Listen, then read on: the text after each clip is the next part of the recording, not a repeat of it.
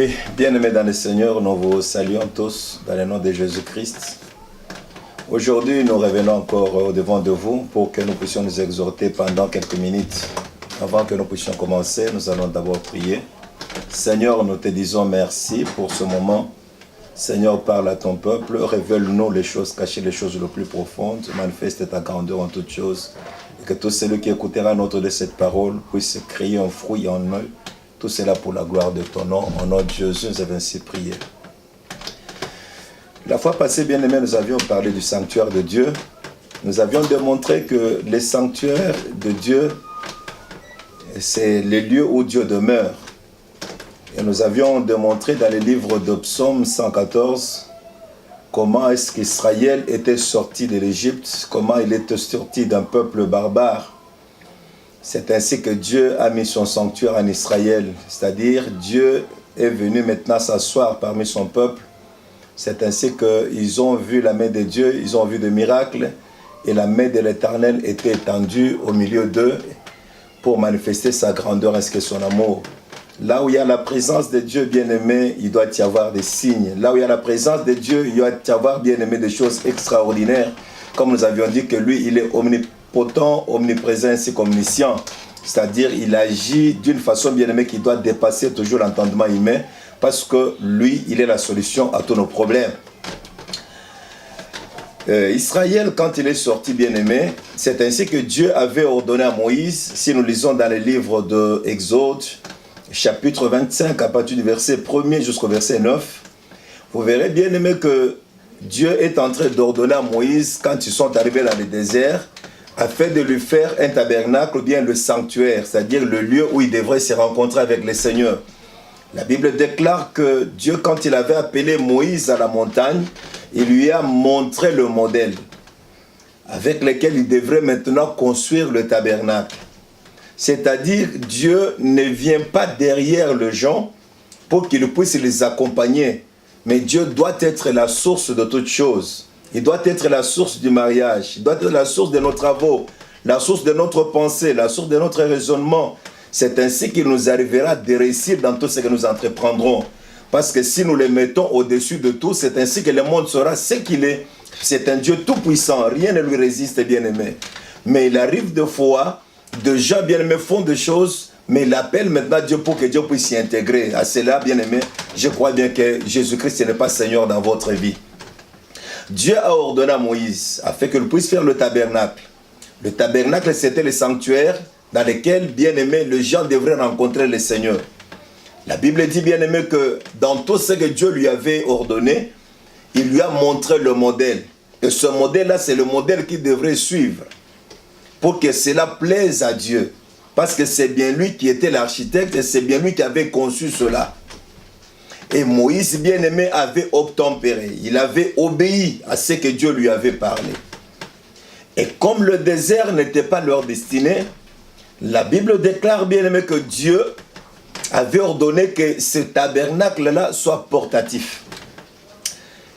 C'est-à-dire, chaque fois qu'Israël devrait camper, on devrait bien-aimé dresser le tabernacle. Et quand il devrait bien-aimé partir, il devrait bien-aimé refaire pour qu'il puisse bien-aimé porter cela et qu'il puisse partir jusqu'à ce que le Seigneur leur montre le lieu où il devrait encore camper. C'est ainsi que la Bible dit que quand il voyait la colonne de feu se tenir debout pour marcher, il devrait marcher. Quand la colonne de feu bien-aimé s'arrêtait, il devrait s'arrêter. C'est-à-dire qu'il marchait bien-aimé avec les rythmes que Dieu voulait marcher avec eux ensemble. C'est ainsi bien aimé que dans ce qu'il avait ordonné, ce qui était important est que le tabernacle n'avait pas de fenêtres. C'est-à-dire qu'il n'y avait pas de lumière extérieure qui devrait entrer bien aimé pour qu'il puisse éclairer le tabernacle. Un enfant de Dieu, il doit aussi savoir ceci, que lui-même d'abord, il est le tabernacle, il est le sanctuaire de Dieu. Et comme il est le sanctuaire, c'est-à-dire il est portatif. Comme l'apôtre Pierre l'avait dit, nous sommes des voyageurs, nous sommes des pèlerins sur cette terre. C'est-à-dire nous venons de l'éternité et nous allons vers l'éternité. C'est-à-dire notre vie, après cette vie que nous sommes en train de mener, il y a encore une autre vie bien-aimée. Peut-être que ça sera une vie de souffrance éternelle, peut-être ça sera une vie bien-aimée de réjouissance éternelle avec le Seigneur, pour ceux qui sont des dieux. C'est pour cela, en tant qu'enfant de Dieu, quand tu appelles le Seigneur afin que toi tu sois bien-aimé sa demeure, c'est bien lui qui devient le Seigneur de ta vie. C'est bien lui qui continuera maintenant à conduire ta vie, à te montrer bien-aimé où est-ce que tu vas bien mettre ta tête, à te montrer bien-aimé où est-ce que tu peux mettre ton pied. Ce n'est pas à toi maintenant bien-aimé de te guider. C'est pour cela l'apôtre Paul avait compris ce mystère. Il dit que non, ce n'est plus moi qui vis, c'est Christ qui vit maintenant en moi. C'est-à-dire tout ce qu'il voyait bien-aimé comme des gains, tout ce qu'il voyait comme son intérêt. La Bible dit qu'il a vu cela comme de la boue à cause de la connaissance du Christ. Et il savait très bien qu'avec Dieu, bien-aimé, il fera de grandes choses. Il savait très bien que Jésus-Christ en lui, c'est l'espérance de la gloire. C'est pour cela un véritable enfant de Dieu. Il doit savoir bien aimé que non, il ne doit pas être guidé par les choses qu'il est en train de voir. Il ne doit pas être guidé par les sentiments qui est en train de l'animer. De tous les esprits bien aimés maléfiques qui l'animent. Mais il doit être bien aimé, guidé bien aimé par Dieu lui-même. Parce qu'il l'a accepté comme son guide. Il l'a accepté comme la lumière dans sa vie. C'est-à-dire qu'il ne doit pas maintenant se conduire seul.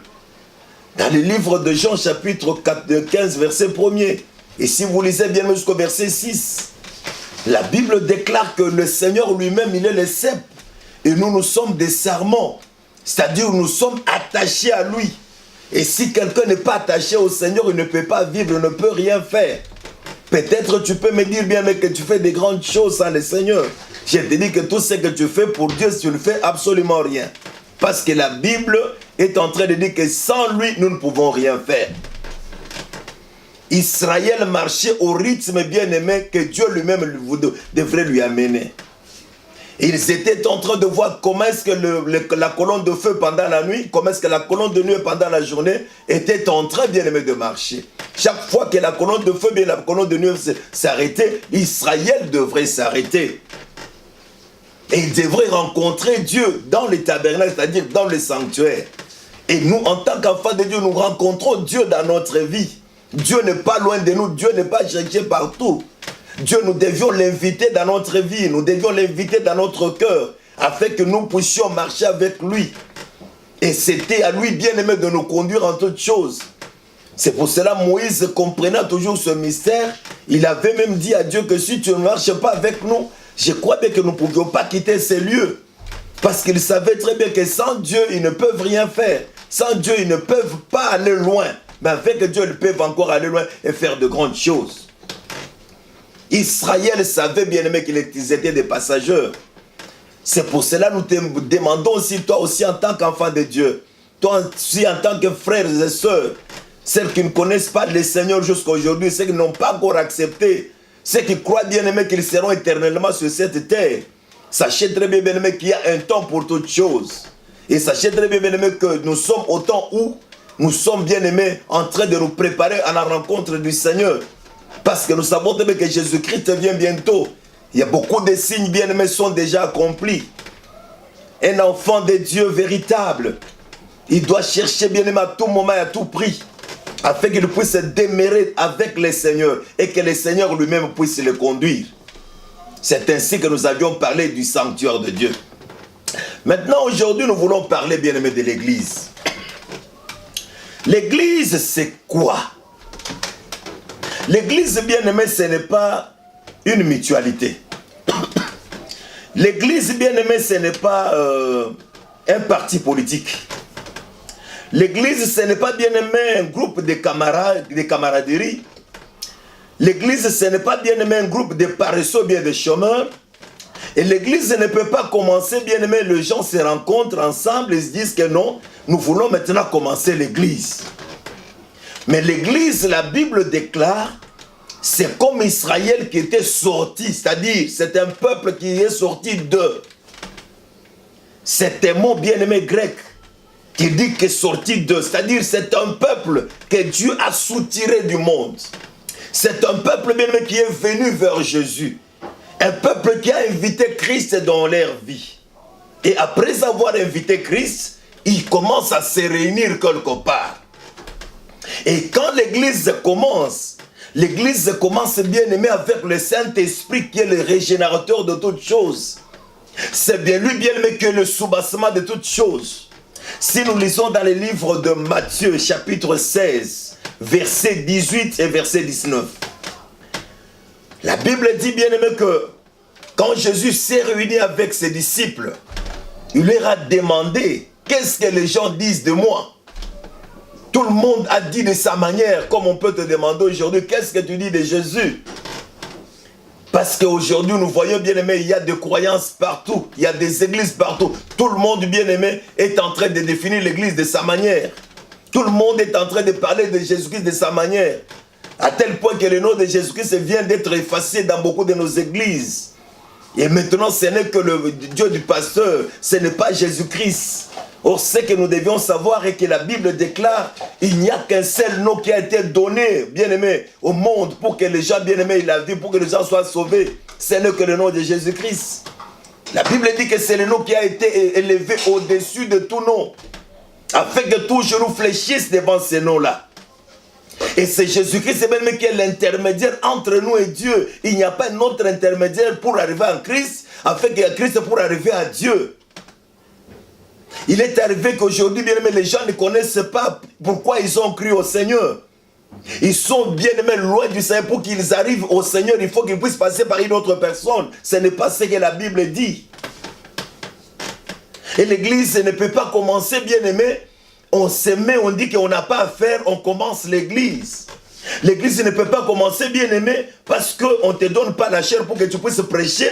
Et comme tu connais bien prêcher, tu commences bien aimer l'église, tu dis que nous sortons de cette église, nous allons former notre église.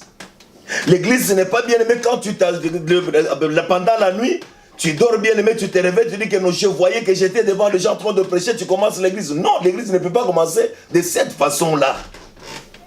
C'est Dieu qui doit ordonner bien aimer l'existence de l'église.